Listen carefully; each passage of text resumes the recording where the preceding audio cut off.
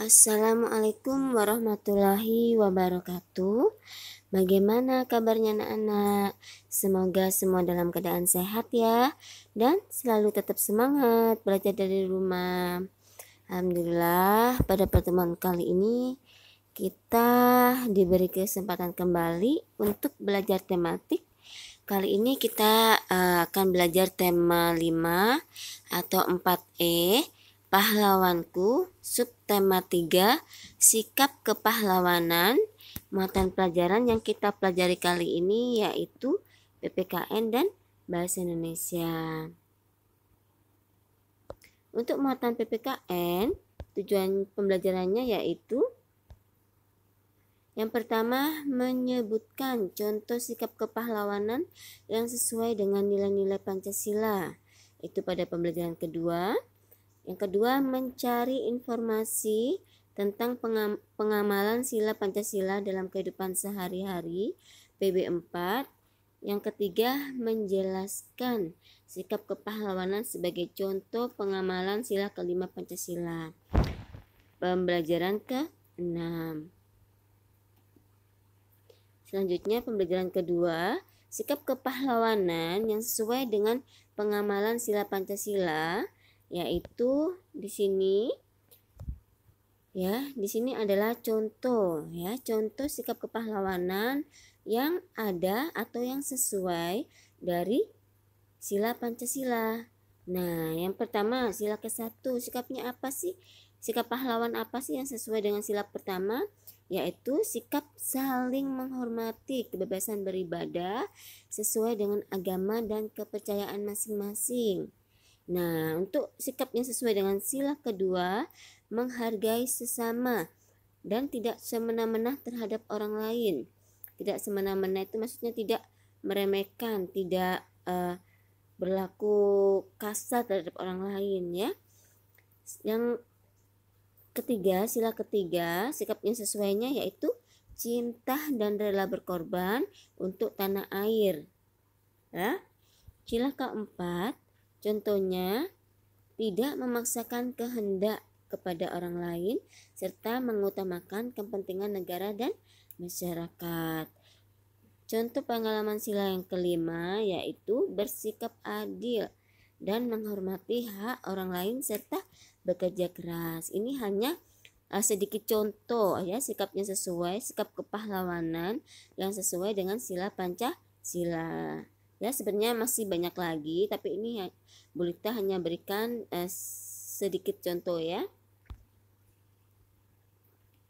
Nah, ini adalah sikap-sikap kita dalam sehari-hari yang sesuai dengan nilai-nilai Pancasila.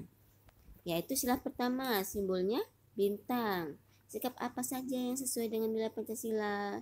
Yaitu taat menjalankan ibadah. Ini dalam kehidupan sehari-hari ya. Taat menjalankan ibadah, menghormati hak umat beragama lain dalam beribadah.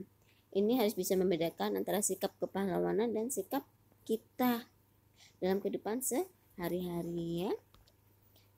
Sedangkan untuk sila kedua itu simbolnya yaitu rantai emas. Nah, sikap kita apa contohnya yang sesuai dengan sila kedua? Yang pertama, memiliki sikap tenggang rasa. Ya, yang kedua, menghormati hak orang lain. Selanjutnya, sila ketiga simbolnya pohon beringin. Nah, sikap kita yang sesuai dengan sila Pancasila, sila ketiga yaitu menghargai produk buatan bangsa sendiri. Ya, karena di negara Indonesia ini banyak anak bangsa yang sudah bisa menciptakan produk buatan sendiri ya, menciptakan barang-barang yang dari bangsa kita sendiri ya. Makanya kita harus menghargai produk buatan bangsa kita sendiri ya. Yang kedua, mengutamakan kepentingan bersama daripada kepentingan pribadi atau kepentingan sendiri ya. Jadi tidak boleh egois, harus mementingkan kepentingan bersama ya. Selanjutnya, sila keempat Sila keempat yaitu simbolnya adalah banteng, kepala banteng. Nah, sikapnya yang sesuai yaitu menghargai perbedaan pendapat dengan orang lain. Yang kedua, mengembangkan sikap demokratis, ya. Sedangkan untuk sila kelima yaitu menghargai hasil karya orang lain, ya. Kita tidak boleh mencemooh atau mencela karya orang lain. Kita harus menghargai, ya. Yang kedua, membantu korban bencana alam, misalkan korban banjir, kebakaran, tanah longsor, dan masih banyak lainnya, ya. Selanjutnya pembelajaran ke-6, tanggung jawab sosial atau sikap sosial yang sesuai dengan sila kelima Pancasila, yaitu yang pertama nih, perhatikan gambar dalam di sini dalam slide PowerPoint di sini, yaitu yang pertama kerja bakti dengan suasana kekeluargaan, ya.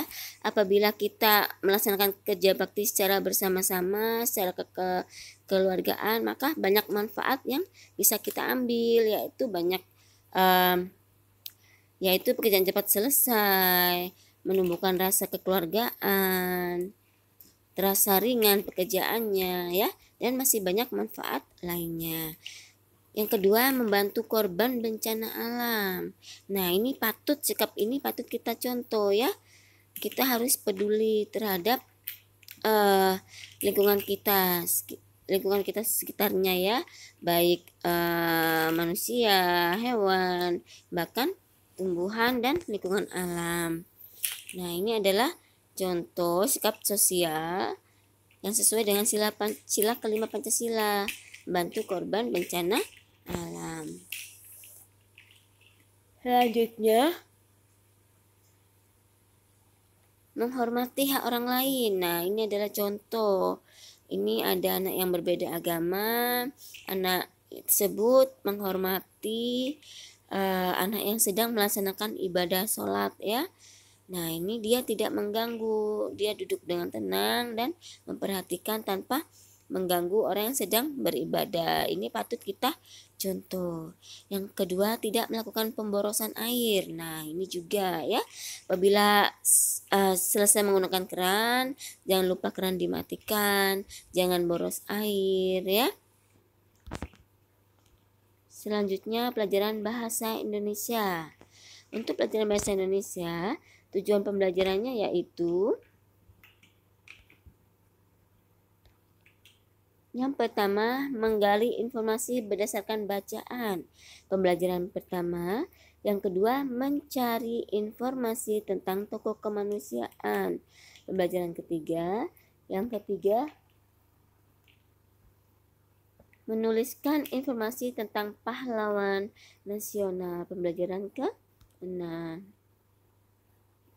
Nah, ini untuk pembelajaran pertama, menuliskan informasi berdasarkan gambar pada tabel, ya. Di buku kalian juga ada, ya. Itu beda tokohnya, ya, tokoh nasionalnya beda. Ini Berita beri contoh tokoh nasional yang pada subtema 2, ya, Pangeran Diponegoro. Subtema 1 kali, ya. Nah, Pangeran Diponegoro ini kita beri informasinya pada tabel. Ini gambarnya tokoh nasional Pangeran Diponegoro, dan informasi yang dapat kita peroleh dari Pangeran Diponegoro yaitu Pangeran Diponegoro merupakan salah satu pahlawan Indonesia. Yang kedua, Pangeran Diponegoro berjuang dengan gigih saat melawan Belanda.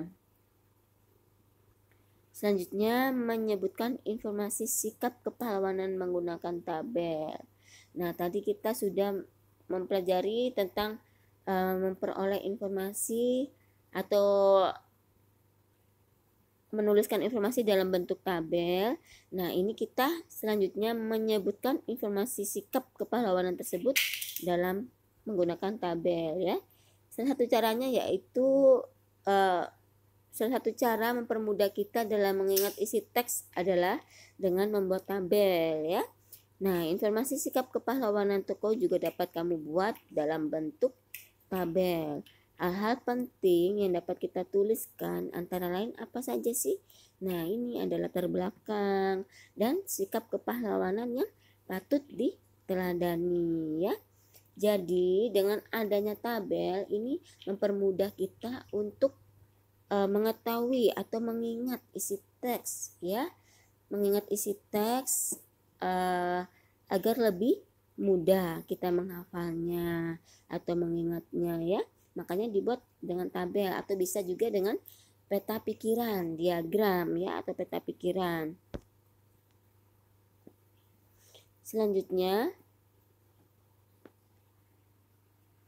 membandingkan informasi sebelum dan sesudah membaca teks. Nah, sesudah membaca teks informasi, kita akan lebih memahami sebuah informasi ya. Apabila kita sudah membaca teksnya, maka kita akan lebih memahami atau lebih mengerti maksud isi teks tersebut ya atau informasi tersebut. Nah, manfaat membandingkan informasi sebelum dan sesudah membaca teks adalah, nah tujuannya apa sih? Kita harus membandingkan informasi sebelum kita membaca dan sesudah kita membaca teks. Tujuannya apa? Nah, tujuannya untuk memastikan apakah informasi tersebut benar ya.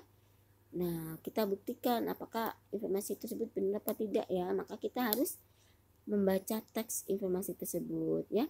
Yang kedua, untuk menambah pengetahuan kita ya. Dengan banyak membaca, kita akan menambah pengetahuan kita. Makanya disebut buku adalah jendela dunia ya. Karena dengan membaca buku, dengan itu kita akan memperoleh banyak informasi atau pengetahuan ya. Nah, maka alangkah baiknya kita rajin membaca buku. Selanjutnya, pembelajaran ke-6, mempresentasikan informasi penting dari teks.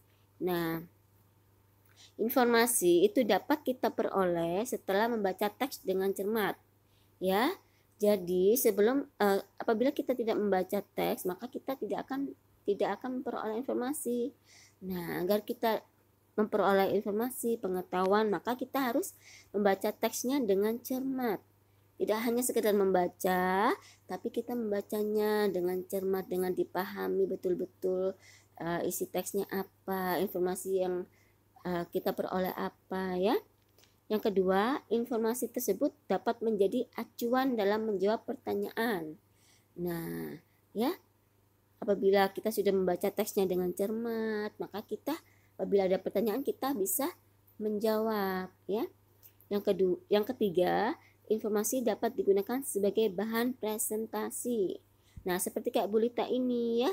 Bulita ini presentasi. Nah, sebelum Bulita presentasi, Bulita harus menyiapkan bahan-bahan untuk presentasi, yaitu berupa informasi, ya berupa tentang pengetahuan-pengetahuan yang ada di buku ya.